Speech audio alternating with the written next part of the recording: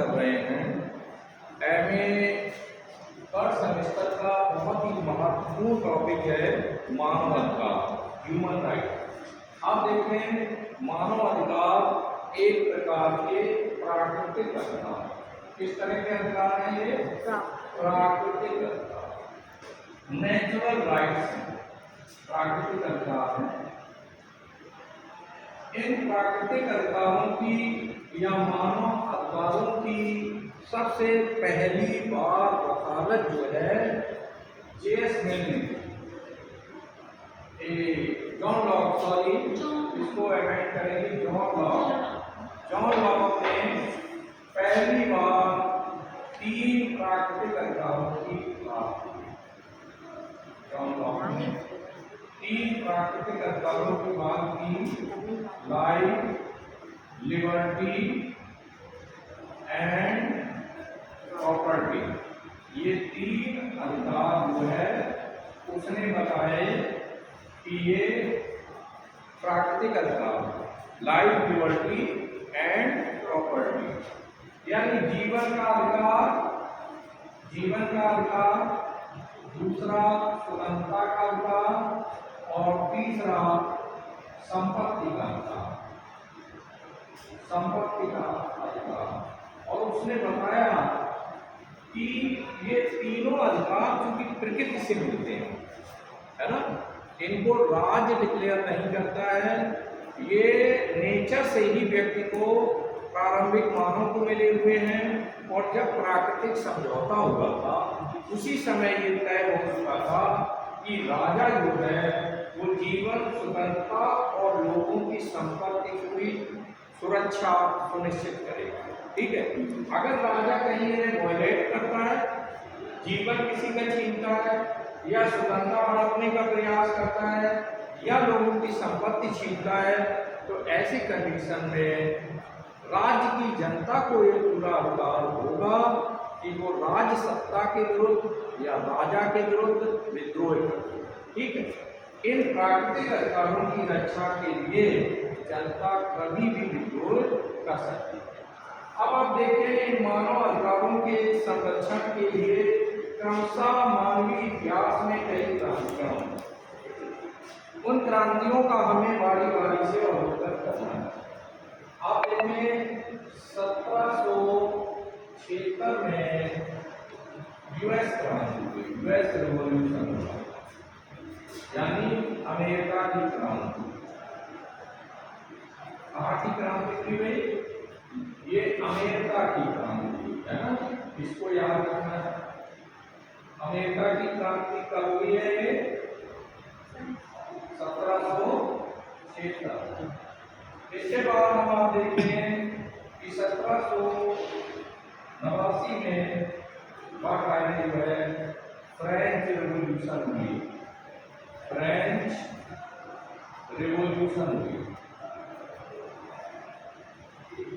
French revolution हुई, है ना। और इसके बाद आप देखें 1917 में जाकर रूस की क्रांति,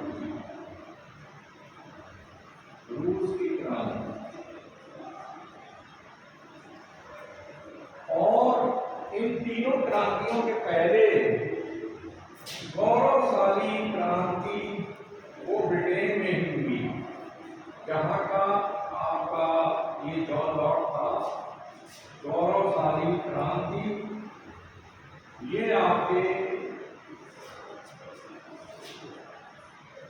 1588 में ये गौरवशाली क्रांति हुई। कहाँ पर?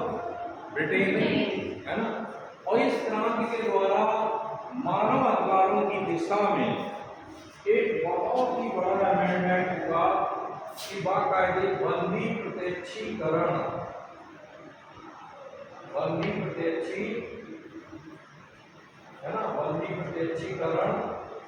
कि किसी भी व्यक्ति को तब तक बंदी नहीं बनाया जा सकता जब तक उसका दोष सिद्ध न कर दिया जाए। तो बिना अपराध को सिद्ध किए किसी भी व्यक्ति को राजा बंदी नहीं बना सकता और उसका अपराध बनाना होगा। पहले अपराध बनाना होगा तभी किसी व्यक्ति को भी बनाया जाएगा। ये बहुत बड़ी क्रांति थी। इसके बाद आप देखें कि राजा के अधिकार क्रमशः घटने लगे और पार्लियामेंट के अधिकार वहां बढ़ने लगे। अब आप देखें 1776 में, क्योंकि यूरोप से, इंग्लैंड से खासकर जो लोग उपनिवेश बना लिए थे, कहाँ, अमेरिका में, है ना। कोलंबस ने 1498 ने इसकी खोज की। 1498 में वो आया और उससे 6 यानी इंडिया की खोज किसने की? वास्को डी गामा 1498 में। और 1492 में कोलंबस भारत की खोज में निकला, लेकिन वो पहुंच गया अमेरिका में, क्योंकि उस समय जो शिप होते थे वो हवा की दिशा के अनुसार चलते थे। पृथ्वी गोल है तो वो घूमते घूमते पहुंच करके अमेरिका, और अमेरिका को उसने समझा कि ये भारत है, इसलिए वहां के मूल निवासियों को उसने रेड इंडियन का नाम दिया।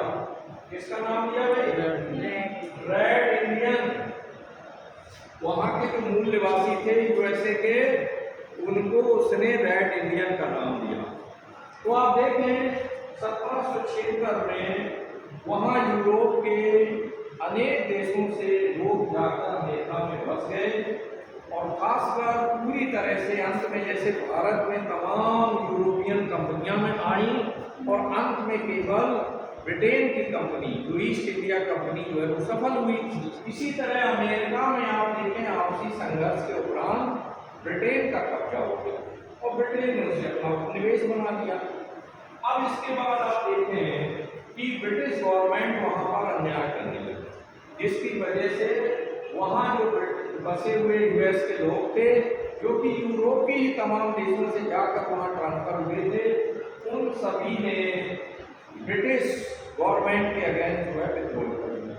और आखिरकार यहाँ बहुत सारी घटनाएं हैं, टी पार्टी की घटना है, जिसमें बाकायदे जो है वहाँ सिख में जो चाय की बहुत सारी यानी माल था उसमें लोडेड था, उसको उन्होंने समुद्र में फेंक दिया, जिसको टी पार्टी के नाम से जाना जाता है। तो आकर आप देखें धीरे धीरे संघर्ष हुआ, और 1776 में संघर्ष के दौरान 1789 में जब यहाँ ये हो रहा है, तो एट दैट टाइम आप देखें वहाँ पर संविधान फाइनलाइज हुआ। वहाँ पर जेफरसन, जॉर्ज वाशिंगटन, इन लोगों ने अग्रणी नेताओं के रूप में यूएस की जो क्रांति थी उसको नेतृत्व किया, और जब जीत गए तो बाद में जॉर्ज वाशिंगटन और जेफरसन, इन्हीं लोगों ने वहाँ का संविधान के निर्माण में काम किया। तो आप देख रहे हैं ये जब संविधान बना तो इसमें ये सुनिश्चित किया गया कि ये जो जॉन लॉक ने जिन अधिकारों की बात की गई थी कि लोगों को जीवन, उनकी स्वतंत्रता, उनकी संपत्ति, इन सभी को मेंटेन किया जाएगा, बंधुत्व को, न्याय को आगे बढ़ाया जाएगा। तो बाकायदा सरकार का जो स्ट्रक्चर था उसको भी ये सुनिश्चित करने के लिए लोगों के अधिकार सुरक्षित रहे, इसलिए ब्रिटेन जो अमेरिका का जो संविधान है उसमें बाकायदे शक्तियों के पृथक्करण के सिद्धांत को अपनाया गया।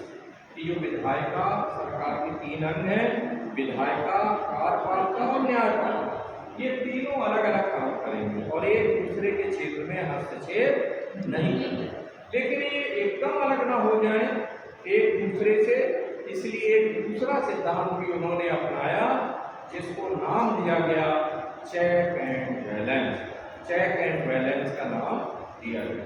आप देखिए 1776 का ये जो अमेरिका की क्रांति थी वो मानव अधिकारों की दिशा में एक बहुत बड़ा गुरुत्व जो है वृद्धि करने वाली चीज थी। इसके बाद आप देखें फ्रेंच रिवॉल्यूशन की 1789 में, जिसमें वहाँ के जो जनता थी उसने लुई 16वें के अगेंस्ट, वहाँ के शासक लुई कहलाते हैं, लुई 14वां बहुत ही निरंकुश शासक था, लेकिन लुई 16वां जो है एज ए रूलर थोड़ा कमजोर था। तो इसके समय में आप देखें जो फ्रांस में मानव अधिकारों का बहुत हनन हो रहा था, लोगों की आर्थिक सामाजिक स्थिति जो है बहुत ही ज़्यादा दुर्बल थी। तो ऐसी कंडीशन में जब पब्लिक लुई 16वें से ये मांग कर रही थी कि उनके लिए अनाज और रोटी की व्यवस्था की जाए, तो वहाँ की जो रानी थी, लुई 16वें की जो रानी थी, उसने जनता से कहा कि अगर आपको रोटियां नहीं मिल रही हैं तो केक खाओ। क्या खाओ? अब आप बताएं, रोटी से भी ज्यादा महंगा केक होता है। जब रोटी के ही लाले पड़े हुए हैं तो केक कैसे खाया जाए? तो आप देखें, जनता ने विद्रोह कर दिया और बाकायदे लुई 16वें के शासन का अंत हुआ। और इसके बाद याद रखें, लोकतंत्र के जो 4 पिलर, स्वतंत्रता, समानता, बंधुत्व और न्याय, ये चारों सिद्धांत जो है इस फ्रांस की क्रांति के द्वारा ही आगे बढ़े, है ना। फ्रांस की जो क्रांति थी वो मानव अधिकारों के दिशा में मील का पत्थर साबित हुई, है ना। French revolution that was the landmark in the history of human rights, है ना। ह्यूमन राइट्स के इतिहास में ये बहुत ही महत्वपूर्ण क्रांति। इसके बाद आप देखिए 1917 में लेनिन के नेतृत्व में यहाँ पर क्रांति हुई और यहाँ के जो शासक हैं वो जार कहलाते हैं। क्या कहलाते थे? जार। तो जारशाही का यहाँ समापन कर दिया गया लेनिन के नेतृत्व में और मजदूरों का शासन स्थापित हुआ। किसका शासन स्थापित हुआ? मजदूरों का शासन स्थापित हुआ, क्योंकि कार्ल मार्क्स जो कि मार्क्सवादी सिद्धांत का प्रमुख प्रवक्ता था और उसका ये मानना था कि संसार में सदियों से जो धनाढ़ वर्ग है, जो बुर्जुआ तबका है, उसने हमेशा सर्वहारा तबका या जो मजदूर और किसान है उनका निरंतर शोषण किया। तो इस शोषण को अगर हमें अंत करना है तो हमें क्रांति करनी होगी। तो उसी की उस विचारधारा को कार्ल मार्क्स की आगे बढ़ाने का काम लेनिन ने किया। उसने जारशाही को समाप्त कर दिया, पूंजीपतियों को अल्टीमेटम दिया कि या तो आप अपनी सारी संपत्ति राज को सौंप दो, अन्यथा की स्थिति में पलायन कर दो। तो बहुत सारे पूंजीपति देश छोड़कर भाग गए और अधिकांश लोगों ने अपनी संपत्ति राज को सौंपी। उसके बाद आप देखें कि जो सोवियत संघ में जो शासन व्यवस्था स्थापित हुई, वहाँ सारी जमीन राज की थी, सारी नौकरियां राज की थी, सारे उद्योग धंधे राज के थे, प्राइवेट नामक चीज नहीं थी, है ना। समग्र जो है राज करना। और वहाँ एक सिद्धांत दिया गया कि प्रत्येक को उसकी योग्यता के अनुसार और प्रत्येक को उसकी आवश्यकता के अनुसार। इसका अर्थ ये था कि प्रत्येक व्यक्ति अपनी योग्यता के अनुसार राज्य को सेवा देगा और प्रत्येक व्यक्ति को उसकी आवश्यकता के अनुसार राज्य सब कुछ देगा। रोटी, कपड़ा, मकान, सुविधाएं ये देना राज्य का दायित्व। कोई भी व्यक्ति रोटी से रहित नहीं रहेगा, कपड़े सभी को मिलेंगे, क्योंकि सारे कारखाने जनता के थे। जहाँ आप जाएं कपड़े लेकर आ रहे, रोटी भी सारे होटल आपके, है ना। कहीं कोई प्राइवेट था ही नहीं, सब राज का था और राज का माने पब्लिक तक, ठीक है। तो इस तरह से आप देखते हैं कि जो मार्क्सवादी क्रांति है, रूस की क्रांति 1917 में हुई। इसके बाद आप देखें कि मानव अधिकारों की दिशा में अगर हम रिकॉर्डेड हिस्ट्री का अध्ययन करें तो ये पाते हैं कि राज्य नामक जो संस्था है जिसके लिए बनाई गई थी लोगों के लिए, यही लोगों के शोषण का माध्यम बनने लगी। बहुत सारी राज सत्ताओं ने लोगों पर बहुत अत्याचार किए, जिसकी वजह से विश्व की जो सबसे बड़ी संस्था है जिसे हम संयुक्त राष्ट्र संघ यूएनओ कहते हैं, संयुक्त राष्ट्र संघ यूएनओ ने 10 दिसंबर 1948 में मानव अधिकारों का सार्वभौमिक घोषणा पत्र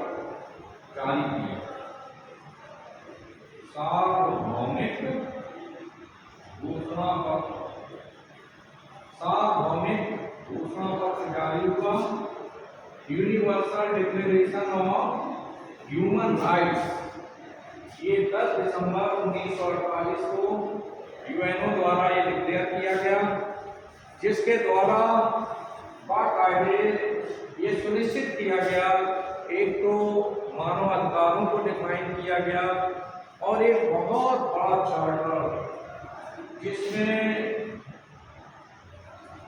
अराउंड 30 से अधिक प्रावधान है ना, उसको जो है स्थापित किया गया और साथ ही ये कहा गया कि दुनिया के जितने भी विधान हैं, संविधान हैं, वो प्रयास करेंगे कि अपने संविधानों में इन मौलिक अधिकारों को स्थान दें। अब आप देखते हैं कि इसकी आभास हमारे संविधानविदों को भी पहले से मिल गया। अमेरिका का संविधान बहुत पहले ही बन चुका था, है ना। उन सभी संविधानों से यूएनओ ने अच्छी बातों को लिया और बाद में जो संविधान बने उन सभी ने इस चार्टर से, जो सार्वभौमिक घोषणा पत्र वाला जो चार्टर है, उससे उन्होंने अपने संविधानों में व्यवस्था। जैसे आप देखें हमारे संविधान में भाग 3 में, भारत के संविधान में भाग 3 में मौलिक अधिकार जनता को प्रदान किए गए, जिसमें अनुच्छेद 12 से 35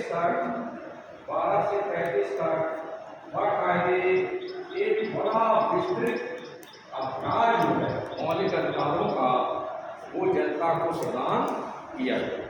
भारत की जनता को ये मौलिक अधिकार प्रदान किए गए हैं और संविधान के द्वारा प्रदान किए गए हैं। ये मौलिक अधिकार एक प्रकार के मानव अधिकार ही है ना, जिसमें समानता का अधिकार है, स्वतंत्रता का अधिकार है, शोषण के विरुद्ध अधिकार है, संवैधानिक उपचारों का अधिकार है, धार्मिक स्वतंत्रता का अधिकार है। इस तरह से दुनिया का सबसे बड़ा अधिकार मौलिक अधिकारों का वो जोड़ा गया भारत के संविधान से। और इसके अलावा आप देखें भाग 3 के बाद भाग 4 में भी मानव अधिकारों की दिशा में बहुत सारे आर्थिक अधिकारों को, ऐसी चीजों को नीति निर्देशक तथ्यों के तहत इनको शामिल किया गया। ये भी एक प्रकार के अधिकार हैं, नीति निर्देशक तत्व, directive principles of state policy. तो आप देखें भाग 4 में भी ऐसे प्रावधान किए गए हैं जिनका संबंध मानव अधिकारों से है। तो आप देखें दुनिया के जो भी संविधान बने इसके बाद में 1948 के बाद सभी ने अपने संविधानों में मानव ह्यूमन राइट्स को यथोचित स्थान दिया। समानता के अधिकार को प्रिजर्व किया गया, स्वतंत्रता के अधिकार को प्रिजर्व किया गया और हर देश ने संवैधानिक उपचारों का अधिकार भी अपनाया। याद रखें कि संवैधानिक उपचारों का अधिकार, जिसका वर्णन हमारे भारत के संविधान में है, डॉक्टर भीमराव अंबेडकर ने उसको भारतीय संविधान की आत्मा एवं हृदय कहा। इसकी वजह यह है कि आपके सारे मौलिक अधिकार संज्ञा शून्य है अगर आपको अनुच्छेद 32 संवैधानिक उपचारों का अधिकार न दिया जाए। जैसा कि इसके नाम से ही जाहिर है, संवैधानिक उपचारों, इसमें एक प्रकार का उपचार और ट्रीटमेंट दिया गया कि अगर राज सत्ता अगर निरंकुश होकर के, अधिनायकवादी होकर अगर लोगों के अधिकारों को हड़पती है, उनके मौलिक अधिकारों को छीनती है, तो ऐसी कंडीशन में वो न्यायपालिका की शरण में जाएंगे और न्यायपालिका अनुच्छेद 32 के तहत यानी संवैधानिक उपचारों के अंतर्गत बाकायदे रिट जारी करेगी। जैसे किसी भी व्यक्ति को अगर अवैधानिक रूप में अरेस्ट कर दिया गया है तो बंदी प्रत्यक्षीकरण वाली रिट जो है न्यायपालिका से जारी होगी मजिस्ट्रेट के द्वारा, और ये पूछा जाएगा राज सत्ता से जुड़े हुए जो भी प्रशासनिक तबका है, पुलिस वगैरह, कि आखिर किस अधिकार के तहत आपने उसे बंदी कर दिया, उसका अपना है ना। तो इस तरह आप देखें कि पुरातन काल में अगर हम देखें कि जो राष्ट्र सत्ता है उनके संकीपन की वजह से आप देखें मानवों के अधिकारों का बहुत हनन होता था। तो ऐसी कंडीशन में दुनिया के सारे संविधानों में व्यवस्था सुनिश्चित की गई कि आफ्टर ऑल मानव अधिकार बहुत ही बहुमूल्य अमूल्य है, इनका कोई मूल्य नहीं है और मानव का अस्तित्व तभी तक सुनिश्चित है जब उनके अधिकारों की रक्षा की जाए। तो आप देखें मानव अधिकारों की जो व्यवस्था है उसमें पिछली जो क्रांतियां हैं उनका बड़ा योगदान है। उन क्रांतियों से याद रखें कि मानव अधिकार या मौलिक अधिकार हमें शासन सत्ताओं ने अपनी मर्जी से नहीं दिए।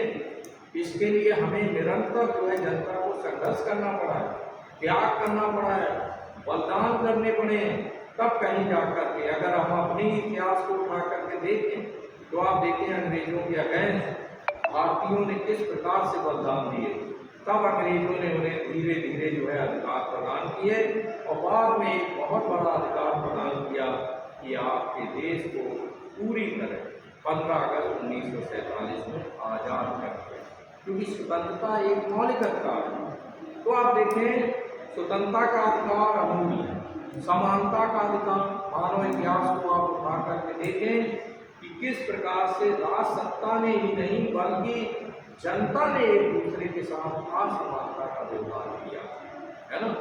समानता बहुत ही बहुमूल्य अधिकार है, जहाँ चूंकि मानव अपने आप में अप्रतम है, मानव अपने आप में बहुमूल्य है और मानव के अधिकारों का संरक्षण को सबसे ऊपर रखा जाना चाहिए।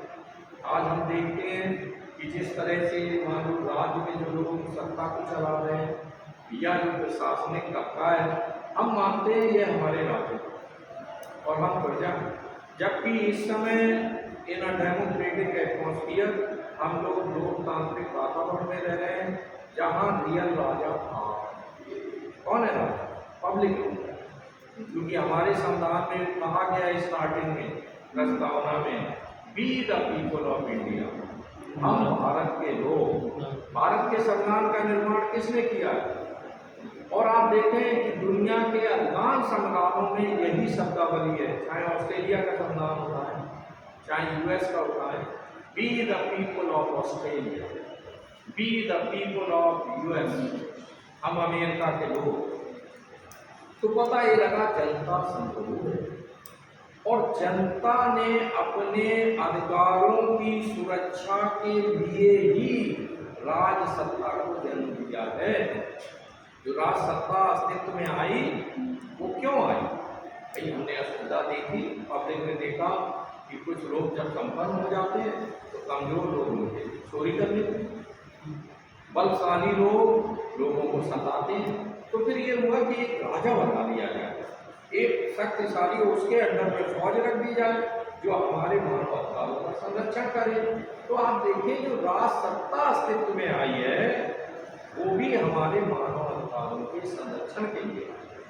वो बात अलग है कि पब्लिक में लैक ऑफ नॉलेज होने की वजह से, यानी उनमें ज्ञान की कमी है, जिसकी वजह से वो लोग जिन्हें पब्लिक ने अपने अधिकारों के संरक्षण के लिए चुना है उन्हें हम राजा मानते हैं। प्रशासनिक तबके में जो बड़े अधिकारी बैठे हैं, जिलाधिकारी या IPS, हम मानते हैं ये बड़े, वो बड़े नहीं है आप, क्योंकि जनता ही लोकतंत्र का वास्तविक आधार, संविधान के निर्माण का। प्रशासनिक अधिकारियों को या प्रधानमंत्री और मुख्यमंत्री को शक्तियां कहाँ से मिलती? संविधान से। और संविधान किसने बनाया?